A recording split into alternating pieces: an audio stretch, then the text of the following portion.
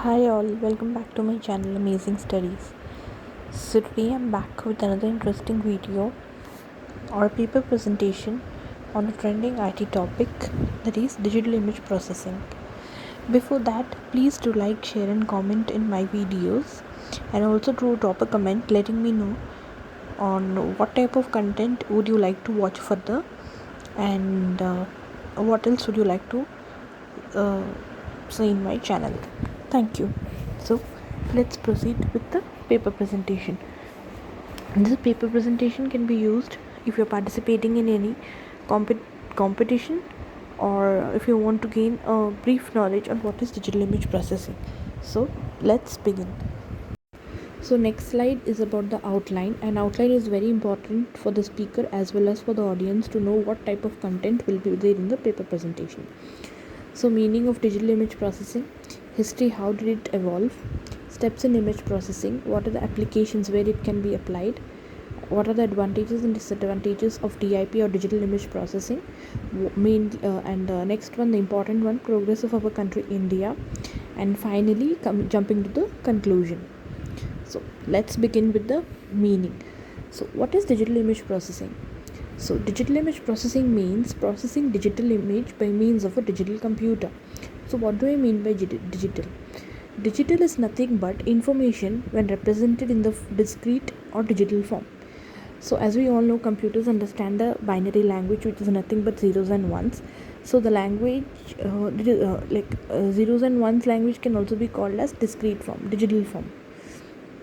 And then image, as we all know, it's nothing but a reproduction of the form of a person or object. And processing, performing a series of actions or operations in the raw data to convert it into useful information. So a digital image, a digital image, when you're applying a series of actions, we can get meaningful information from it. And let me explain it with an example. So as you can see in this image, a basket of fruits, that is nothing but a digital image. It is represented in a digital format, that is in discrete form in the binary language, in the form of pixels, what we tell, and in a system it is represented in zeros and ones. When we apply some processing like machine language techniques, we can get you can think this digital image is nothing but the raw data. While by doing some processing on this, we can get useful information from it. For example, from this image we can get to know that this basket contains apple, banana and grape. So after performing some steps, after processing, we are able to get meaningful information from this image. So what is digital image? A digital image is a representation of a two-dimensional image as a finite set of digital values called picture elements or pixels. So digital image is nothing but it is represented in two-dimensional form. And two-dimensional form, it will be represented in pixels. I hope we all know it is nothing but the smallest element in how the picture is represented. So what are the common digital image formats? One sample per point, where it will be in black and white or grayscale if you can see the image to your right hand side. Then 3 samples per point, that is RGB, red, green and blue. And 4 samples per point, that is red, green, blue and alpha or opacity. So you can see to your right hand side all the 4 images are represented. RGB, it is red, green and blue. RGBA, red, green, blue and alpha. And grayscale and black and white. So these are how the digital image is represented as 1 sample per point, 3 samples per point, 4 samples per point. Let us understand in a better way about what is pixel. So moving to the image, you can see pixel, as I've mentioned, it is the smallest controllable element of an image. Image in digital format is represented in pixels. So how the more number of pixels, the more clear the image will be. And pixels have different intensity value, and that is how we can get to know the clarity of the image. If you can see with the first one, vector, there are more number of pixels. So after zooming it 7 times, magnification has been done 7 times more. So you can see the label of the bottle is clear because it is a vector. It has more number of pixels, so it is clear. In the below image, if you can see where it is mentioned as bitmap, after zooming the same amount of time, as the pixels are low, it's not that clear. So this is what pixel is about. Then history of DIP or digital image processing. So, firstly, in 1921, the first digital picture was taken from coded tape by telegraph printer. Then in 1945, first satellite image was taken, which was based on pixels. Then Jet Propulsion Lab and Bell Labs with many other institutes, they developed first digital image processing technique in later 1960s and 1970s. Digital image processing such as medical imaging and other TV character recognition and other things were quite affordable, so many organizations started using digital computers for image processing.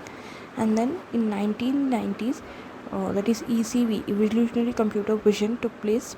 And then in the 2000s, start of modern digital image processing that included 2D, 3D, 4D image processing, which was used in medical field. And during the past years, numerous image processing tools and software platforms have been developed to process the images at very high level of accuracy and imagery quality. So next, how does actually DIP or digital image processing works? So the 3D world around us, which we see through our eyes, is captured using a camera, and that is sent to a digital image processing system. Digital image processing system is nothing but a system to focus, for example, this 3D world around us. If you can see the first image, it is a picture of a leaf having a water droplet. So when captured by a camera and sent to a digital image processing system, we want to learn or do focus more on the water droplet. So what we do is, we send the captured image, the image captured by a camera, as input to the digital image processing system, which after applying or doing processing of that image, it will give us output the processed image where we have focused more on the water droplet. So this is how digital image processing works. So there are 3 levels of digital image processing: low level process, mid level process, and high level process. So in the low level process, the input is given as image and the output is also received as image. For example, here it can be noise removal, image sharpening. For example, there is an image where it is not that clear. So when you are giving in a low level process, you're giving input as an image and you're getting a sharpened image after clearing out the you're getting more clarity of the same image as output. Mid-level process, here we give input as an image and output will be attributes like object recognition, segmentation. In the first example, if you remember, where it was a basket of fruits, it is nothing but same thing, object recognition. We are trying to recognize object. So mid-level process. High level process, here input will be attributes and output will be understanding. Example will be scene understanding, autonomous navigation. This high level process is used in I hope we all have heard about self-driving cars. So this high level process comes into picture there, where we can use this high level processing to get understanding by passing inputs as attributes and get the output as understanding. To explain more clearly, so this is the low level process where the input is if you can see your left hand side, it is a little bit blur, and after processing, that is after doing some digital image processing, we get the right hand side as output. So input is a image and output is also an image. So here is the unsharpened image and here is the sharpened image. So this is nothing but low level process, input as image, output as image. So this is mid level process where input is image and output is attributes.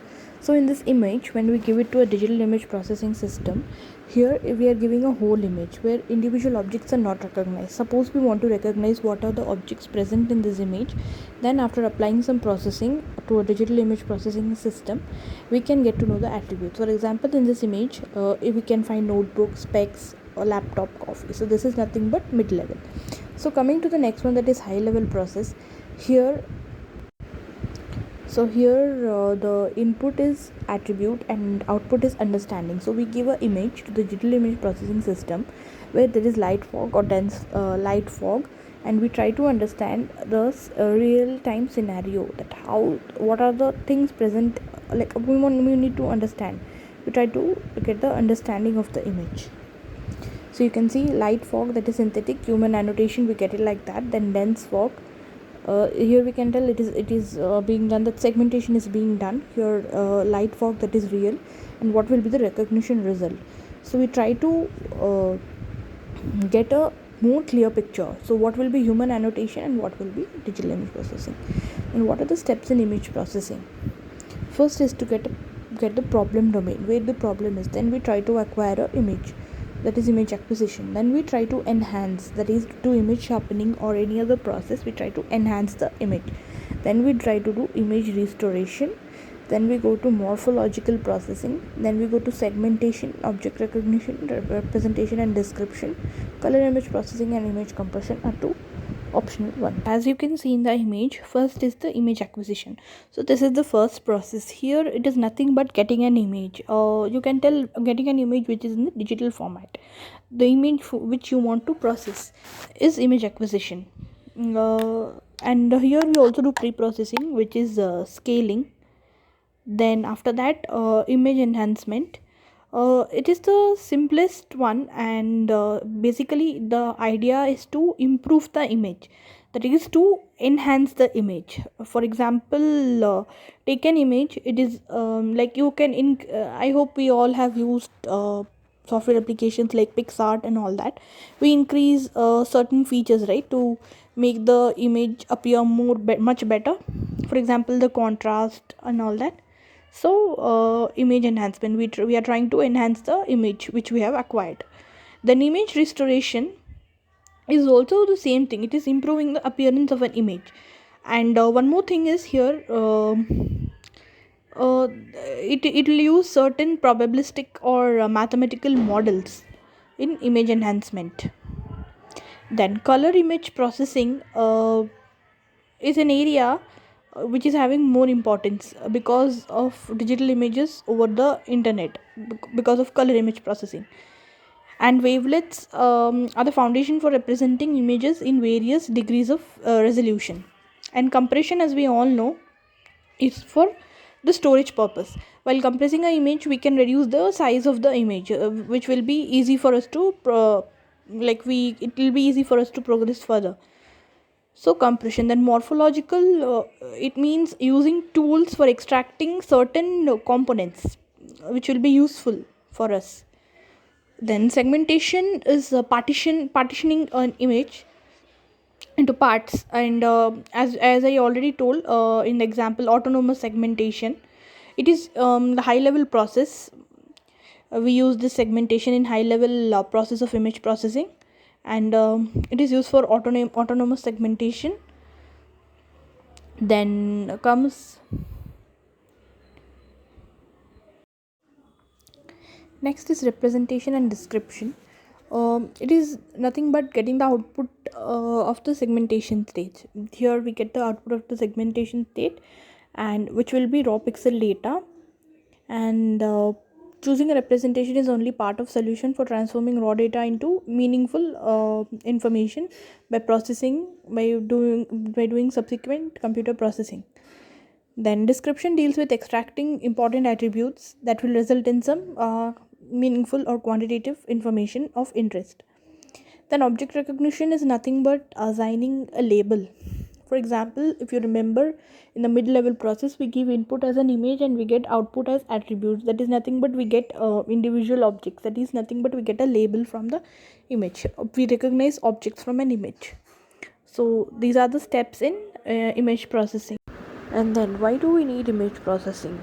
So in our daily life, we do many things by using our vision system. And as we all know, we can do much things when we use computer vision. It has tight relationship with all science branches, for example healthcare, automobile industry, in research. And we can also make fun out of image processing by editing images, and we can also make money out of it, which I'll be telling you further as we progress in this slide.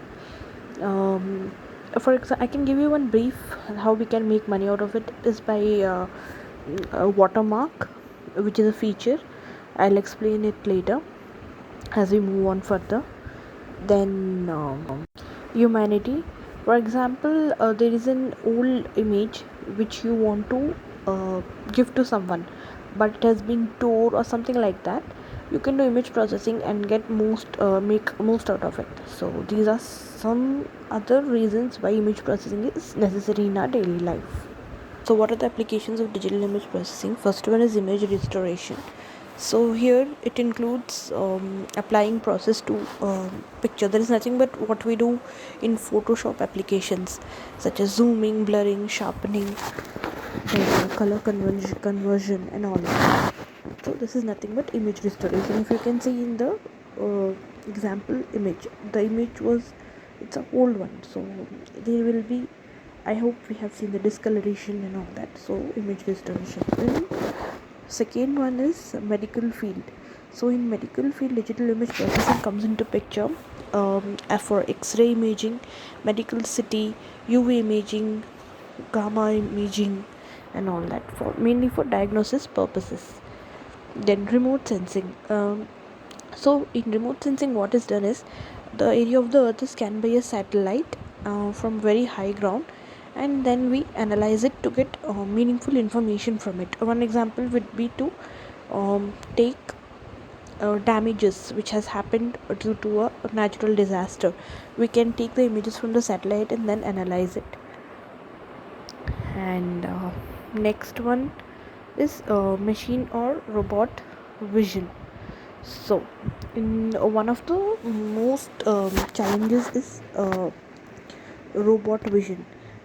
So we have been trying to increase the robot vision, but still it stands as a challenge. So here we can bring image processing, digital image processing into picture, so we can detect the objects. Then is next one is microscopic imaging. In microscopic imaging, we use this one especially to obtain the image, to do image processing for the images captured under the microscope. And this is mainly used in medical field again, for drug testing, biological research, cancer research, etc. So these are some of the applications of digital image processing. Then what are some of the examples of DIP? So this is nothing but face recognition or object recognition, then image restoration, and this is autonomous image. And as I was telling, watermarking to earn money. Then what are the advantages? So as we all know, there are some advantages and disadvantages of everything on this earth. So similarly for digital processing, first let us know what are the advantages. So digital image processing made digital image noise free. We can have images noise free, that is remove the disturbances in the image. It can be available in any format starting from X-ray, photo negatives. Digital imaging is the ability to post-process the image. What do I mean when I say post-process? So as we know, we can do pre-processing. Similarly, we can do post-process. It means we can manipulate the pixel shades to correct image density. For example, we have already captured the picture and it is blurred, so we can apply contrast, we can sharpen the image. So there is nothing but post-process. This is one of the advantages of digital image processing, where we can post-process the image. Images can be stored in the computer memory easily, and it can also be retrieved on the same computer system. It's not like you have taken a picture, you have it in an album. You can access the same digital image which you have taken from the same system. Then digital imaging allows the electronic transmission of images to third-party providers as well. As we know, third-party providers such as PixArt or any other applications where you want to do some processing on the image.